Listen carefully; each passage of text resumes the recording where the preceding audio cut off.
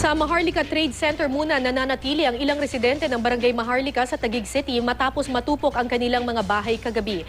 Pahirapan ang pag-apula sa sunog dahil sa kipot ng mga daan doon. May news to go si Von Aquino. Sa cellphone video na ito, kitang-kita ang paglagablab ng apoy na tumupok sa 12 bahay sa Tawi-Tawi Street sa Barangay Maharlika sa Taguig City pasado alas 9 kagabi.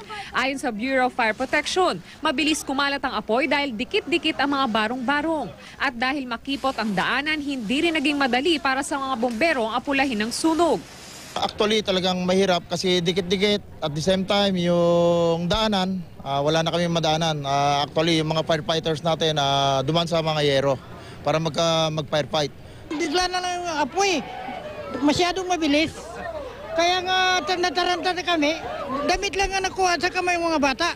Wala namang nasaktan sa sunog na umabot sa ikatlong alarma. Ang 26 na pamilyang apektado ng sunog dinala muna sa Maharlika Trade Center kung saan sila pansamantalang mananatili.